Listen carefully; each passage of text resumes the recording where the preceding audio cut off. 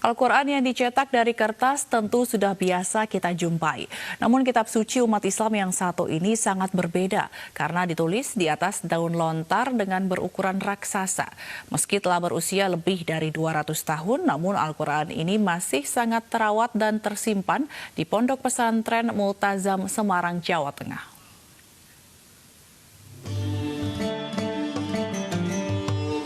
Inilah Al-Quran kuno yang ditulis di daun lontar. Al-Quran berusia 200 tahun lebih ini kini disimpan di pesantren Multazam, Semarang, Jawa Tengah. Untuk merawat Al-Quran ini, pengurus pesantren harus menggunakan air perasan daun pandan. Hal ini dilakukan untuk menjaga agar daun lontar tetap awet dan tulisannya tidak hilang. Tidak hanya isinya, seluruh Al-Quran ini juga menggunakan bagian dari pohon lontar. Bagian sampul menggunakan pelepah pohon lontar, sementara lidi dimanfaatkan sebagai alat menulis Al-Quran. Al-Quran daun lontar ini ditulis oleh Sayyid Abdurrahman, ulama besar asal Pulau Madura. Sebelumnya, Al-Quran tersebut dirawat oleh 6 generasi keturunan Sayyid Abdurrahman. Dari pondok tersebut yang sudah sekian angkatan, ternyata mimpi bahwa suruh diserahkan sama murid yang ini. Kemudian dari murid ini mimpi lagi bahwa Al-Quran tertulis di daun lontar ini diserahkan ke pesantren Multazam untuk dijaga. Pada masa pandemi COVID-19, ratusan santri pesantren Multazam telah dipulangkan ke rumah masing-masing. Kini hanya tersisa sekira 5 santri yang masih menimba ilmu sekaligus merawat Al-Quran langka ini. Dari Semarang, Jawa Tengah, Taufik Budi Nur Cahyanto, iNews melaporkan. Al-Quran yang dicetak dari kertas tentu sudah biasa kita jumpai.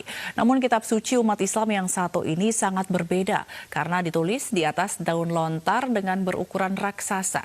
Meski telah berusia lebih dari 200 tahun, namun Al-Quran ini masih sangat terawat dan tersimpan di Pondok Pesantren Multazam Semarang, Jawa Tengah.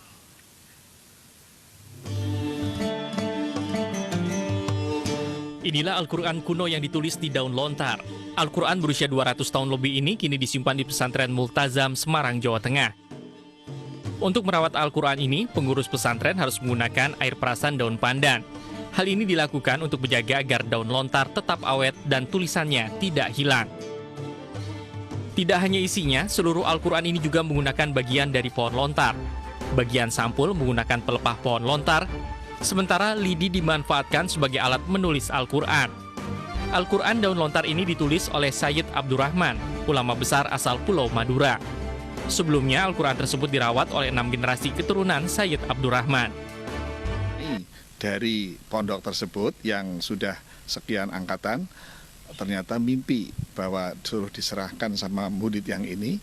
Kemudian dari murid ini mimpi lagi bahwa Al-Quran tertulis di daun lontar ini diserahkan ke pesantren Multazam untuk dijaga.